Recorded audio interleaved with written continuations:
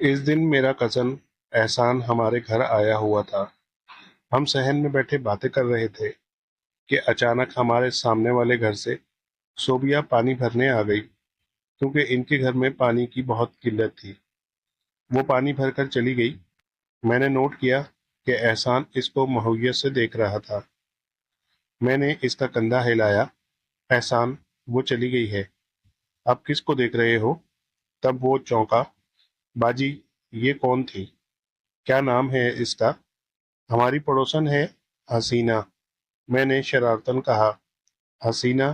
क्या वाकई किसी ने सही नाम रखा है? एहसान सच समझा तो मैं हंस पड़ी और बोली, इसका नाम सोबिया है। खैर, बात आई गई हो गई। इसी दिन एहसान ने डेक पर गाना लगाया। गाना बहुत अच्छा था, लेकिन डेक की आवाज़ ज़रा ऊंची थी, बाहर तक जा रही थी। इतने में सोबिया दोबारा आ गई, जैसे इसे बुलाया गया हो, और आते ही मुझसे पूछा, बाजी, ये गाना किसने लगाया है? क्यों? तुम क्यों पूछ रही हो? गाना बहुत अच्छा है। इस गाने ने मेरा दिल खींच लिया है, वो बोली। तब मैंने उठकर आवाज आहिस्ता कर दी। इसने पूछा, बाजी, ये कैसेट आपकी है? नहीं, ये मेरे कजन एहसान की है। मुझे घर में सुनाई दे तो फिर आवाज ऊंची रखें। ये कहकर वो चली गई। एहसान ने हमारी गुफ्तगू सुन ली थी और मुस्कुरा रहा था। इसके वालिद शाम को इसको लेने आ गए, लेकिन वो जाने को तैयार नहीं था। ताया से बोला, अब्बा जान, मुझे वापस साहिवाल नहीं जाना। ताया अब्बू हैरान रह गए। क्या कह रहे हो? वहाँ अच्छा भला काम सीख रहे हो, यहाँ रहकर क्या करोगे? मैं यहाँ पर ही काम सीखूंगा, ये बड़ा शहर है। इस वक्त मेरे शौहर भी वहाँ मौजूद थे। कहने लगे, ताया जी, अगर एहसान साहिवाल जाना नहीं चाहता तो इसको यहीं रहने दीजिए। मैं इसे अपनी निगरानी में काम सीखने पर लगा दूंगा। बेटा अहमद, ये वहाँ जिस शख्स से काम सीख रहा है वो भी बहुत अच्छा कारीगर है। ये यहाँ रहकर क्या करेगा? तब मैं बोल पड़ी, ताया जी, ये यहाँ बहुत खुश है, रहने दीजिए ना।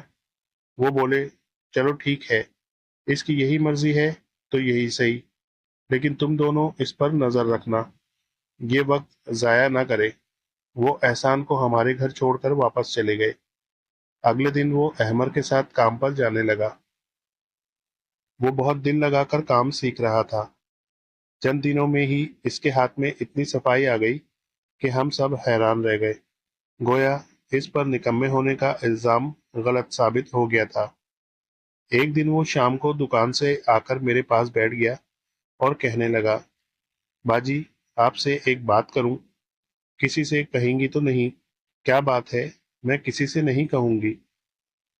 बाजी, दरअसल बात यह है कि मैं आपकी पड़ोसन लड़की सोबिया से शादी करना चाहता हूँ।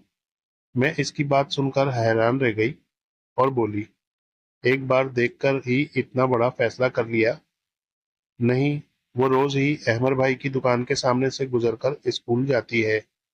मैं रोज इसको देखता हूँ। क्या आप इसकी मर्जी पूछकर मुझे बता सकती हैं? हाँ, बता दूंगी। मैंने इसे टालने को कह दिया। कुछ दिन गुजरे थे कि ताया अब्बू आ गए। बोले, सीख लिया नगीने जड़ना, अब अपनी दुकान पर चलो और मेरे साथ काम करो। ये सुनकर एहसान का मुंह उतर गया और इसने बाप के साथ जाने से साफ इनकार कर दिया कि मैं मुकम्मल काम सीखने के बाद ही घर जाऊंगा। उस्ताद मुझे बहुत मेहनत से सिखा रहे हैं। ताया इसे डांटने लगे, तभी वो रोने लगा। ताया अब्बू दरअसल सुनार का काम करते थे और एहसान जेवरात में नगीने जड़ने और मोती लगाने का काम करता था। अगर किसी वजह से तुम अपना घर छोड़कर इनके घर रहना चाहते हो, मुझे सच सच बता दो, तो मैं तुमको यहाँ रहने दूंगा, वरना मेरे साथ चलना ही होगा। मैं इस मोहल्ले में रहने वाली एक लड़की सोबिया से शादी करना चाहता हूँ। इसने हिम्मत से काम लेकर सच बात कह दी। कौन लोग हैं वो? ताया ने सवाल किया। तब मामले की नजाकत समझते हुए मेरे शौहर बोल पड़े, लड़की के वालिद हमारे पुराने पड़ोसी हैं, अच्छे लोग हैं, हमारे जानने वाले हैं। अच्छा, ठीक है, अगर आपके जानने वाले हैं تو ان سے بات کریں، پھر مجھے بتائیں۔ آپ فکر نہ کریں تایا جی، میں بات کر کے آپ کو بتاؤں گا۔ تایا کے جانے کے بعد میرے شوہر نے بات بنانے کے بجائے بگاڑ دی، کیونکہ وہ اس معاملے سے خوش نظر نہیں آتے تھے۔ انہوں نے کچھ اس طرح بات کی کہ صوبیہ کے بھائیوں کے کان کھڑے ہو گئے۔ انہوں نے نہ صرف بہن کو مارا بلکہ اس کا گھر سے نکلنا ہی بند کر دیا۔ احمد نے اس لیے بات بگاڑی تھی کہ احسان باز آ جائے، ورنہ وہ ہاتھ سے نکل جائے گا۔ احسان نے لگن سے کام سیکھ لیا تھا اور ان کی دکان پر محنت سے کام کر رہا تھا۔ وہ اب اس کے ہنر سے فائدہ اٹھانا چاہتے تھے اور اس کو اپنی بہن سے بیاہنے کی پلاننگ کر رہے تھے، اسی لیے نہیں چاہتے تھے کہ اس کا رشتہ کہیں اور ہو جائے۔ صورتحال بھاپ کر احسان نے جرأت کی اور خود صوبیہ سے جا کر بات کی اور کہا کہ تم ہمت کرو تو ہم کورٹ میں شادی کر لیتے ہیں۔ مجھے اس بات کا علم نہ ہوا ورنہ ان کو روکتی۔ ایک دن دونوں اکٹھے گھر سے نکل گئے۔ جب احمد رات کو دکان بند کر کے گھر لوٹے تو پوچھا، احسان کہاں ہے؟ آپ کے ساتھ دکان پر گیا تھا، وہاں سے تو شام کو نکل گیا تھا، کہہ رہا تھا کہ اس کی طبیعت ٹھیک نہیں ہے، گھر جا رہا ہے۔ وہ کہیں غلط راستے پر تو نہیں چلا گیا؟ اتنی رات گئے کسی لڑکی سے تو ملنے نہیں گیا؟ تبھی انہوں نے مڑ کر صوبیہ کے گھر کی طرف دیکھا۔ ان کی سیڑھیوں کا دروازہ کھلا ہوا تھا۔ ان کو شک ہوا۔ وہ اسی وقت صوبیہ کے گھر کی طرف گئے اور ان کا دروازہ کھٹکھٹایا۔ اس کا بھائی باہر نکلا تو احمد نے پوچھا، کیا صوبیہ گھر میں موجود ہے؟ اس نے کمرے میں جا کر دیکھا تو وہاں وہ موجود نہیں تھی۔ سارے گھر میں تلاش کر لیا، مگر وہ گھر میں ہوتی تو ملتی۔ وہ احسان کے ساتھ نکل چکی تھی۔ اب تو سبھی کے چھکے چھوٹ گئے۔ احمد کے مشورے سے وہ انہیں تلاش کرتے ہوئے ریلوے اسٹیشن آئے اور لاہور جانے والی گاڑی میں ان کو پکڑ لیا۔ وہ صوبیہ کو مارتے ہوئے گھر لائے اور احسان سے کہا کہ اگر اب تم نے ہمارے گھر کی طرف دیکھا بھی تو تم کو جان سے مار دیں گے۔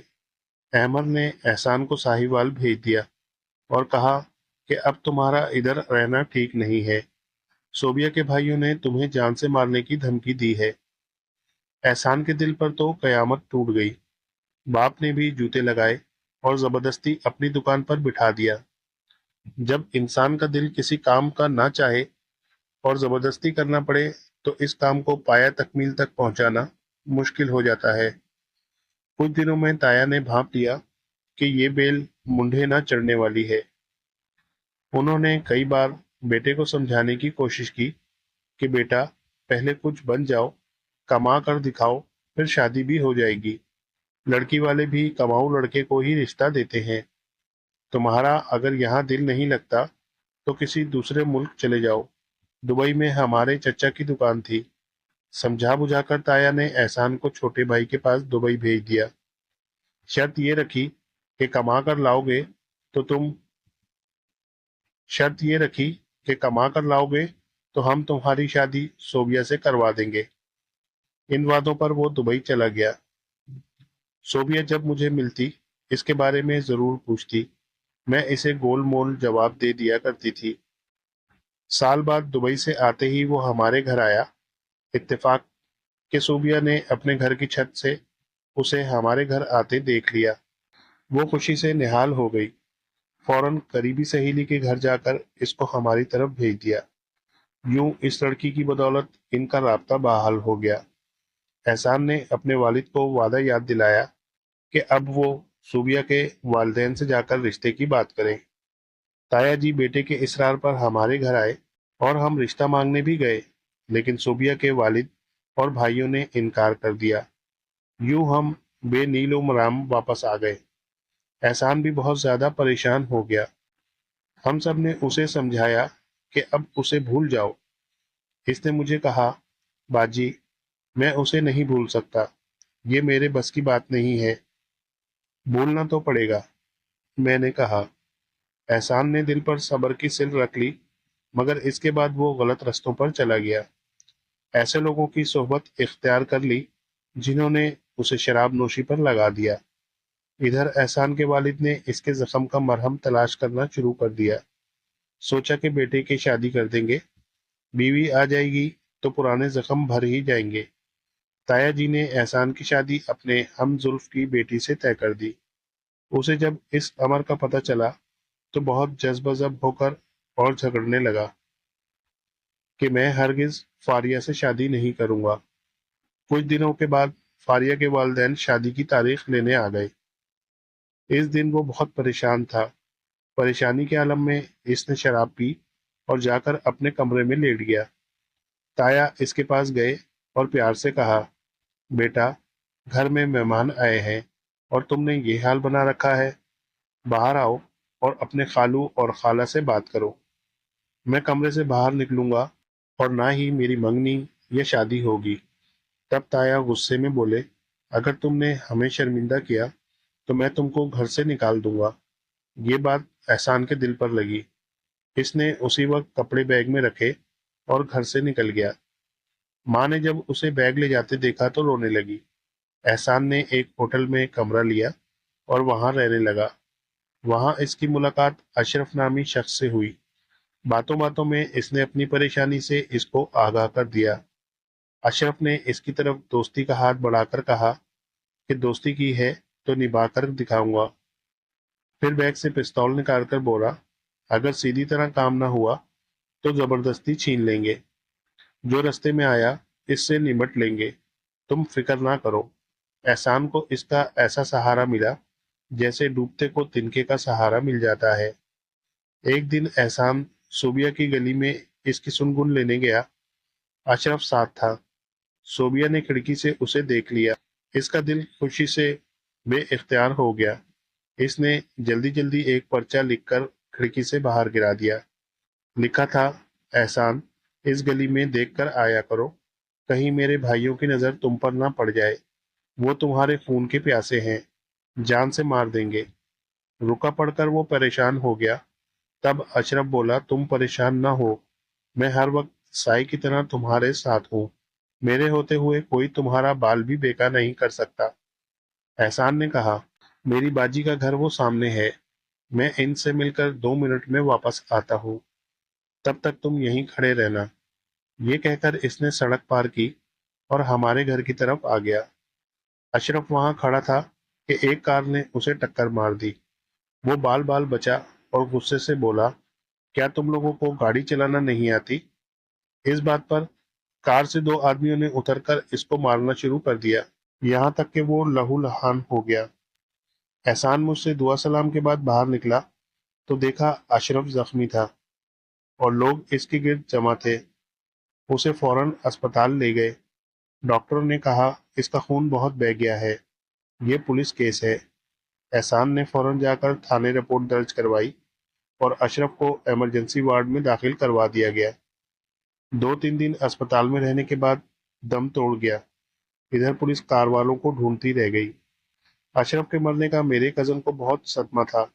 وہ ہمہ وقت اس کے غم میں ڈوبا رہنے لگا۔ ادھر پولیس نے مجرموں کو پکڑ کر جیل بھیج دیا۔ 3 ماہ کیس چلا، ان کی ضمانت ہو گئی۔ تو احسان نے سوچا کہ جب یہ جیل سے باہر آئیں گے تو میں خود اپنے دوست کا بدلہ لوں گا۔ وہ جیل سے باہر موٹر سائیکل پر بیٹھا ان کے نکلنے کا انتظار کرنے لگا۔ جب وہ باہر آئے، احسان کی آنکھوں میں خون اتر آیا اور اس نے ان پر فائرنگ شروع کر دی۔ وہ بھاگنے لگے لیکن وہ زخمی ہو گئے۔ اتنے میں پولیس پہنچ گئی اور احسان کو پکڑ لیا۔ اسے جیل ہو گئی۔ زخمی گنڈے بچ گئے۔ اس کے والدین کو علم ہو چکا تھا کہ وہ جیل میں ہے۔ اولاد کی محبت سے مجبور ہو کر تایا اس سے ملنے گئے۔ اسے تسلی دی کہ گھبراؤ مت، ہم تمہاری ضمانت کروا لیں گے، لیکن تم کو بھی ہماری عزت رکھنی ہوگی، تمہیں فاریہ سے شادی کرنی ہوگی۔ اس پر احسان نے کہا، آپ لوگ چلے جائیے، مجھے ضمانت کی ضرورت نہیں ہے، جب اللہ نے چاہا جیل سے باہر آ جاؤں گا۔ تایا جی اس کے تیور دیکھ کر مایوس لوٹ گئے۔ احسان کو 3 برس کی قید ہو گئی۔ یہ خبر اخبار میں چھپی۔ صوبیہ نے بھی پڑھی تو رو دی اور شدت سے اس کا انتظار کرنے لگی۔ احسان اچھا اور دل لگا کر کام کرنے والا لڑکا تھا، جو احمر کی ذرا سی بھول سے کتنا بھٹک گیا۔ ایک اچھا سنار دل کے ہاتھوں تھک ہار کر جیل کے جبڑوں میں تھا۔ عشق نے इसे कहीं का ना रखा था। एक सीधी सादी बात को जमाने ने कितना टेढ़ा मेढ़ा बना दिया था, जबकि हमारी जरा सी कोशिश से सूबिया के साथ एहसान की शादी हो सकती थी। इसके वालिदैन को मना लेना हमारे लिए कुछ मुश्किल न था। मैं और अहमद इससे मिलने जेल गए। इसने मुझसे सोबिया के बारे में पूछा। मैंने बताया कि वो खैरियत से है, वालिदैन इसका रिश्ता तय कर रहे हैं। ये सुनकर वो फिक्र में डूब गया। इसका चेहरा मुतगैयर हो गया। वो सख्त परेशान नजर आ रहा था। एक दिन किसी ने बताया कि वो जेल से फरार हो गया है। उसी रात वो मोटर बाइक पर हमारे घर आया। इसके साथ एक लड़का भी था। एहसान ने उसे दूसरे कमरे में बिठा दिया। मैंने पूछा, एहसान, तुम यहाँ कहाँ? तुम तो जेल में थे। वो बोला, खाना लाओ बाजी, खाना लाओ, फिर मैं बताऊंगा। इसके पास एक शॉपिंग बैग भी था।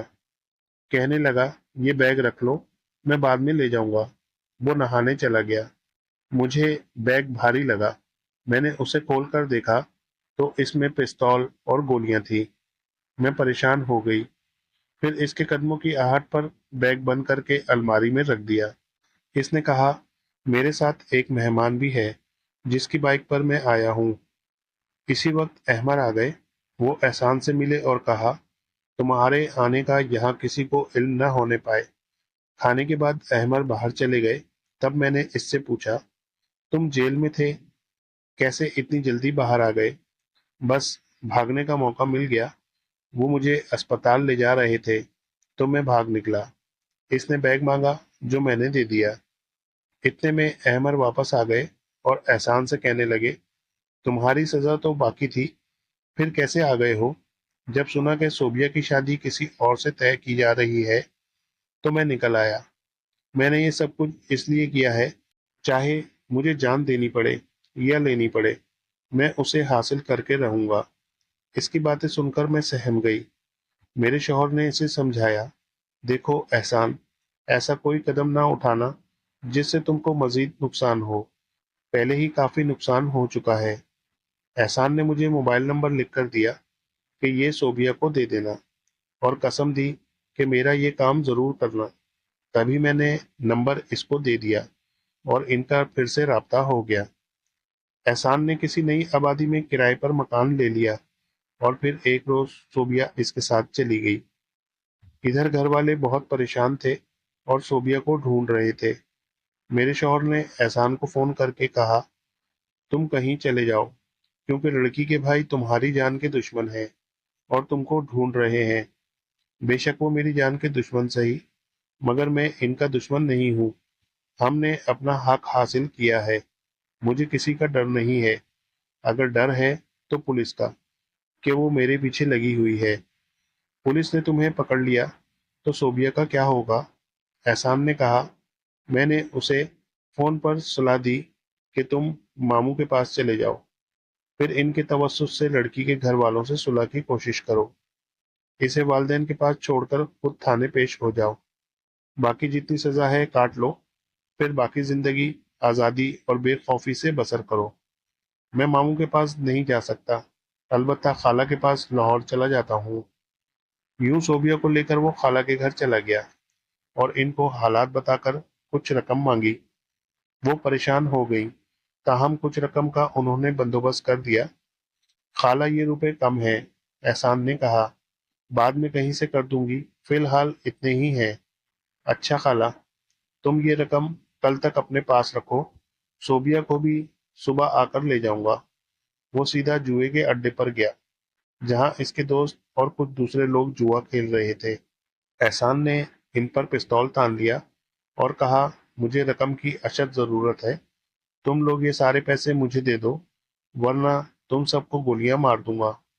लोगों ने खौफजदा होकर सारी रकम इसके बैग में डाल दी।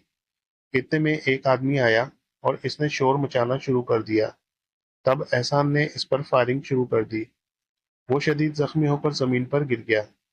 यूं एहसान वहां से भागने में कामयाब हो गया और सीधा खाला के घर गया। खाला ने सवाल किया, इतनी रात गए आए हो, कहाँ चले गए थे? एक दोस्त के पास चला गया था, रकम लेनी थी। सुबह हम मामू के पास इस्लामाबाद चले जाएंगे, एहसान ने जवाब दिया। सुबह हुई। وہ सोबिया को लेकर मामू के घर जाने के बजाय एक दोस्त के घर पहुंचा और इसे तमाम हालात बताए। दोस्त ने तसल्ली दी कि घबराओ नहीं, बेशक आज रात मेरे पास रुको, कल मैं भी तुम्हारे साथ इस्लामाबाद चलूंगा। तुम्हारा अकेले जाना दुरुस्त न होगा, जबकि तुम्हारी मनकूहा साथ है और तुम्हारे पास रकम भी है। ठीक है, एहसान ने सोचा कि रात को सफर करना दुश्वार होगा, कि मौसम भी खराब है, लिहाजा दोस्त पर भरोसा करके वो सोबिया के साथ इसके घर में रुक गया। रात को जब दोनों सो रहे थे तो इसके दोस्त ने थाने फोन करके मुखबरी कर दी कि मुजरिम मेरे घर पनाह लेने आया है, आकर गिरफ्तार कर लें। पुलिस पहुंच गई और एहसान को गिरफ्तार कर लिया। तुम्हारे साथ ये लड़की कौन है? थानेदार ने पूछा। ये मेरी बीवी है थानेदार साहब। बराए मेहरबानी मेरे वालिद को फोन करके यहाँ बुलवा लें ताकि वो अपनी बहू को घर ले जाएं। थानेदार ने नंबर मिलाया। एहसान ने बाप से बात की, बताया कि मैंने शादी कर ली है, आकर बहू को घर ले जाएं। ये सुनकर ताया जी ने फोन बंद कर दिया और थाने ना गए। तब एहसान ने सोबिया के भाइयों को फोन किया कि आकर बहन को ले जाओ, क्योंकि मुझे तो जेल जाना है। फोन सुनकर वो आए और अपनी बहन को ले गए। पुलिस ने एहसान का चालान करके जेल भेज दिया। 1 साल वो जेल में रहा, जहां उसे बीमारी ने जकड़ लिया। इसका जिगर खराब हो गया था। फिर एक दिन वो अपने खाली के हकीकी से जा मिला। ये इश्क की दर्दनाक कहानी है। न जाने ये इश्क कितने आशिकों को ले डूबा। शायद रहती दुनिया तक इश्क दिलों का शिकार करता रहेगा और ये कहानियां जन्म लेती रहेंगी और ये कहानियां जन्म लेती रहेंगी। तो दोस्तों, कहानी पसंद आई हो तो प्लीज़ लाइक कीजिएगा, दोस्तों के साथ शेयर भी कीजिएगा और चैनल पर नए हैं तो सब्सक्राइब कर लें और बेल आइकन के बटन को भी दबा लें ताकि हर नई कहानी का नोटिफिकेशन आपको वक्त पर मिल सके। तो मिलते हैं इसी तरह की एक नई कहानी, एक नए किस्से के साथ। अल्लाह हाफिज़।